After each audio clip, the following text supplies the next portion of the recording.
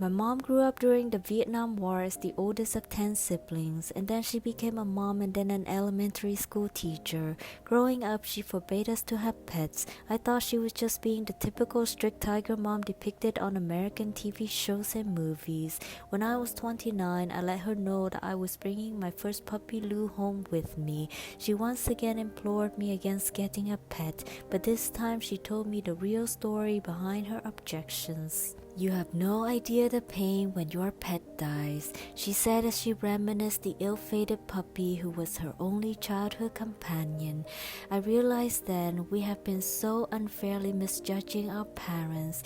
It turns out that growing up during a traumatic war and all the heavy burdens that came with it causes deeper suppressed emotional and psychological wounds than the two-dimensional caricatures that the media like to profit from for laughs and views. You know, dark crowded places always scare me. My mom nervously confessed as we were leaving from the dark crowded venue where the Josh Groban concert just concluded, the show that I had dragged her to despite her repeated voice hesitation because I didn't want to go alone. In Vietnam back in my days, we avoided dark crowded places because of the bombs and the airstrikes, she continued. My heart dropped to my stomach as flashes of my brain neurons connected back to a story she had told me about her narrow escape from death when a bombing occurred at the school where she taught on the day she faithfully could not come to class. Her colleagues and students, however, were not so fortunate. That was when I realized, despite her decades of unresolved trauma from constantly living in the shadow of imminent death, she still quietly showed up for me, and most of the time with a plate of cut fruits and a "did you eat yet?" My mom once told me a story of a beggar who approached her for money. Upon learning that she was a teacher, he simply smiled and walked away because he knew she had less money than he did as a young elementary school teacher in 1973 war-torn Vietnam. But I also witnessed many times, even after she has established her career as a private educator, how she refused to accept any extra money that the students' parents tried to sneak into her monthly payments. "Hey, you gave me too much money," she always scolded. "But go, if it weren't for you, I don't know what I would do. No one else would teach my child," the parent exasperated. For some who could not afford more, my mom was the only thing standing between their children and illiteracy, and no one ever got away with giving her a cent extra. My mom was my first teacher, and then I became hers.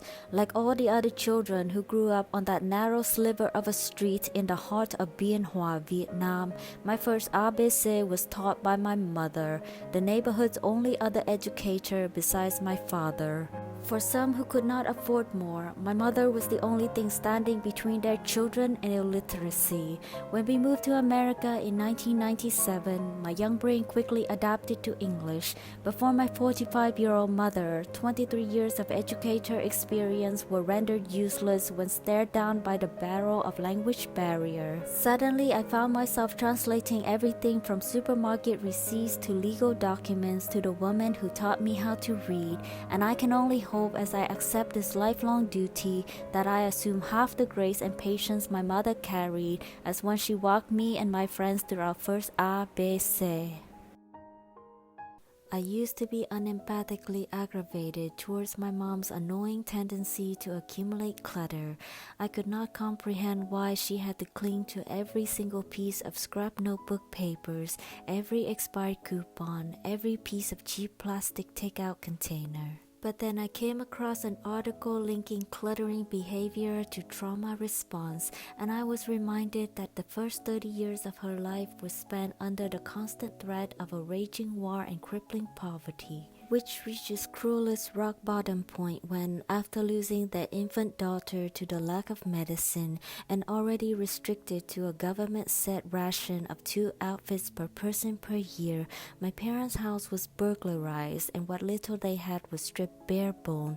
And since then, I've learned to be more patient with my mom's tendency to hold on to everything she has, because there was a time in her life when there was nothing to hold on to.